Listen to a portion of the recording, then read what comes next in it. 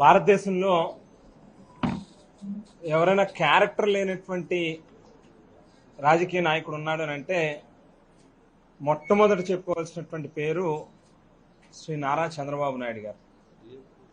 ఎందుకనంటే రాజకీయాల కోసం ఎంత నీచానికైనా ఒడిగట్టేటటువంటి వ్యక్తిత్వం ఉన్నటువంటి మనిషి. ఆయన మోడస్ ఆఫ్ ఆపరేషన్ ఎట్లా ఉంటుందనంటే, గతంలో ఎన్టీ రామారావు గారికి వారి తనయులకి చిచ్చు పెడతాడు, ఆయనని మానసికంగా వేధించి చంపేసేటటువంటి కార్యక్రమం చేస్తాడు. అదే రకంగా జగన్మోహన్ రెడ్డి గారి ఇంట్లోని ఏదో రకంగా తగాదా పెట్టాలి, అన్నా చెల్లెల మధ్యలో తల్లి కొడుకుల మధ్యలో తగువు పెట్టి రాజకీయంగా లబ్ధి పొందాలి. అదే రకమైనటువంటి స్ట్రాటజీని ఇవాళ ముద్రగడ పద్మనాభం గారి యొక్క విషయంలో కూడా పాటిస్తా ఉన్నాడనేటువంటిది అందరికీ కూడా తెలుసున్నటువంటి వాస్తవం.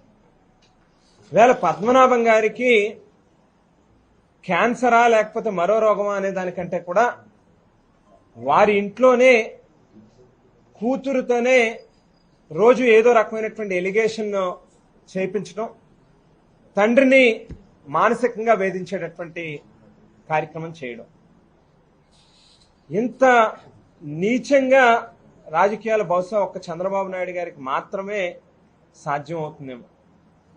ఇవాళ చాలా టీవీలలో కానీ లేకపోతే సోషల్ మీడియా ప్లాట్ఫామ్స్లో కానీ చూస్తే ముద్రగడ పద్మనాభం గారి దగ్గర డబ్బులు లేవని, వైద్యం చేయించడానికి కూడా ఇబ్బందిగా ఉందని, దానికి జగన్మోహన్ రెడ్డి గారికి ఫోన్ చేస్తే స్పందించట్లేదని, ఇవన్నీ కూడా paid articles sponsored by Telugu Desam party, Chandrababu Naidu గారు. ఇవాళ ఈ జిల్లాలో ఉన్నటువంటి వారందరికీ ప్రత్యేకంగా తెలుసు పద్మనాభం గారు ఏంటనేటువంటిది. ఎవరికైనా కూడా పెట్టేటటువంటి చెయ్యే తప్పితే ఒకరి దగ్గర నుంచి ఆశించేటటువంటి మనస్తత్వం ఉన్నటువంటి వ్యక్తి కాదత. ఇందాక రాజన్న చెప్పినట్టుగా, దాడిశెట్టి రాజా గారు చెప్పినట్టుగా, ఎవరైనా ఏదైనా ఆఫర్ చేసినా కూడా వెంటనే తిరస్కరించేటటువంటి వ్యక్తి. ఇందాక తోట త్రిమూర్తులన్న చెప్పినట్టుగా చంద్రబాబు నాయుడు గారికి సాధ్యం అవుతుందేమో. బహుశా 2 ఎకరాలు ఉన్నటువంటి వ్యక్తి చాలా తక్కువ సమయంలోనే కోటాను కోట్ల రూపాయల ఆస్తులు సంపాదించుకునేటటువంటి కార్యక్రమం చంద్రబాబు నాయుడు గారికి సాధ్యం అవుతుంది. మరి ముద్రగడ పద్మనాభం గారే కాదు, ఈ ప్రాంతంలో ముఖ్యంగా చాలా మంది, మరీ ముఖ్యంగా కాపు సామాజిక వర్గానికి సంబంధించి అసలు మెట్టలో భోజనాలకి ఉప్మాలకే 100 ఎకరాల ఆస్తులు తగలేస్తుంటారా అనేటువంటి మాట చాలా మంది మనం వింటా ఉంటాం. మరి పద్మనాభం గారి ఇంటికి వెళ్తే పొట్ట పేలిపోద్దేమో అన్నట్టుగా రకరకాల ఐటమ్స్ నోట్లో తినిపించి మరీ పెడతాడు ఆయన. అదేదో ఎవరో ఒకరికో ఇద్దరికో కాదండి, వేల మందికి సంవత్సరాల తరబడి, ఈవేళ నిన్న కాదు, బహుశా ఎప్పుడు రాజకీయాలు మొదలు పెట్టాడో కానీ ఆ రోజు నుంచి ఈ రోజు దాకా కూడా ఉన్నటువంటి ఆస్తుల్ని అమ్ముకుంటూనే వచ్చాడు తప్పితే ఏ రోజు పాప నిజంగా ప్రజల దగ్గర నుంచి కానీ లేకపోతే ప్రభుత్వం దగ్గర నుంచి కానీ ఆశించినటువంటి వ్యక్తి కాదాయన.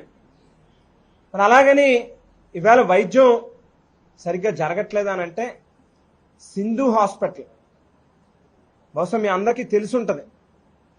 స్వయంగా మన భారతదేశ ప్రధానమంత్రి గారు నరేంద్ర మోడీ గారు, తెలంగాణ రాష్ట్ర ముఖ్యమంత్రి రేవంత్ రెడ్డి గారు ఇద్దరి చేతుల మీదుగా ఓపెన్ అయినటువంటి హాస్పిటల్. ఒక దేశ ప్రధాని వచ్చి ఒక హాస్పిటల్ని ఓపెన్ చేశారనంటే ఆ హాస్పిటల్ తాలూకా స్టాండర్డ్స్ ఏ స్థాయిలో ఉంటాయనేటువంటిది అందరం కూడా ఊహించుకోవచ్చు. ఒక వరల్డ్ క్లాస్ స్టాండర్డ్స్తో, లేటెస్ట్ ఎక్విప్మెంట్తో చక్కటి వైద్యం ఆయనకు అందుతా ఉంది. రాజశేఖర రెడ్డి గారి కుటుంబం ఆయనని నమ్ముకుని వారితో నడిచేటటువంటి వ్యక్తులకి ఎప్పుడైనా ఏదైనా ఆపద వచ్చిందనంటే, మరీ ముఖ్యంగా ఆరోగ్యపరమైనటువంటి సమస్య వచ్చిందనంటే ఏ రకంగా ఆదుకుంటారనేటువంటిది మా కుటుంబమే ఒక ఉదాహరణ. నా తండ్రి జక్కంపూడి రామ్మోహన్ రావు గారికి ఆరోగ్యం బాగోకపోతే ఆ రోజుల్లోనే 50 లక్షల రూపాయలు ప్రభుత్వం నుంచి నిధులు ఇచ్చి అమెరికా పంపించి చాలా కాస్ట్లీ వైద్యాన్ని అందించినటువంటి కార్యక్రమం రాజశేఖర రెడ్డి గారు చేశారు. మరి ఇందాక కన్నబాబుని కూడా చెప్పారు, పద్మనాభం గారికి మెడికల్ ఎమర్జెన్సీ వచ్చిందని అన్నప్పుడు జగన్మోహన్ రెడ్డి గారు మరి ఎయిర్ అంబులెన్స్ పురమాయిస్తానంటే పద్మనాభం గారు తిరస్కరిస్తూ ఒక లేఖను కూడా రాసినటువంటి సందర్భం. ఊరికినే ఏదో నోటి మాటతో మేము చెప్తున్నటువంటి మాటలు కాదు, రికార్డెడ్గా పద్మనాభం గారు ఒక లేఖనే రాశాడు. ఆయన జగన్మోహన్ రెడ్డి గారు ఎయిర్ అంబులెన్స్ పురమాయిస్తా అంటే వద్దని చెప్పాను అని.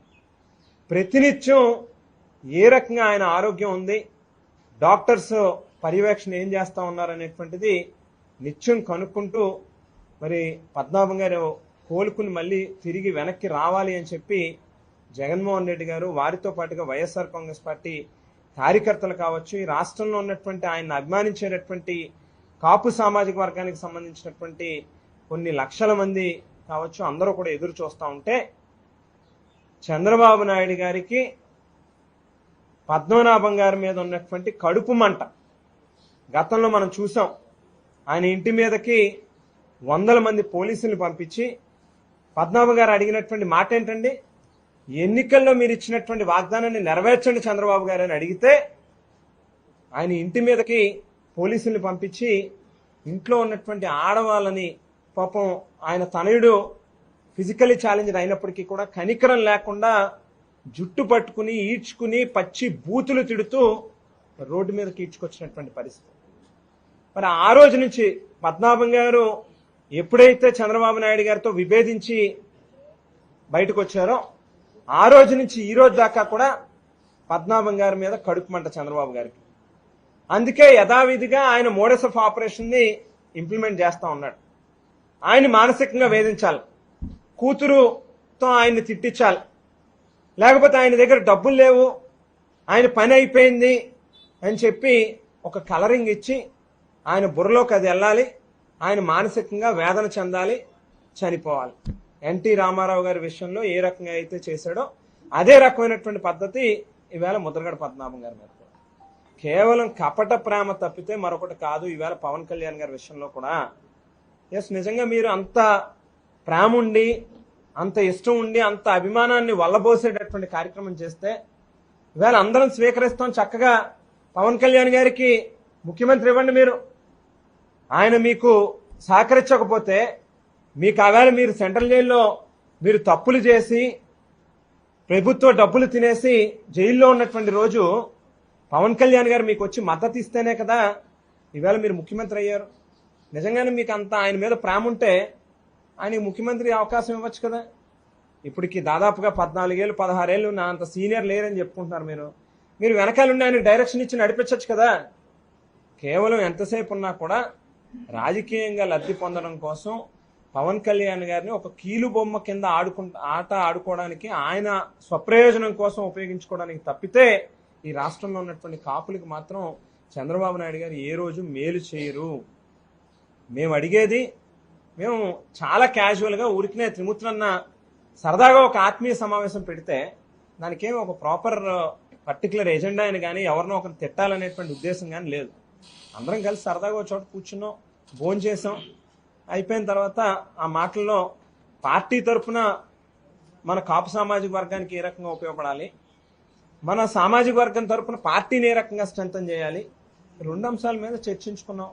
వెంటనే ఇంత ఉలిక్కిపడి ఇన్ని రకాల నోటికొచ్చినటువంటి పేలాపనలు పేలుతున్నారు. ఒకటి నా కొడక అంటాడు, ఇంకోటి మాట్లాడతారు, నాలుగు కోసేస్తా ఉంటారు. ఎవరిని కోసేస్తారు? కోసేయడం మొదలెడితే ఇక్కడ ఉన్న వాళ్ళం మేము మీకంటే ఎక్కువ కోసేయగలుగుతాం.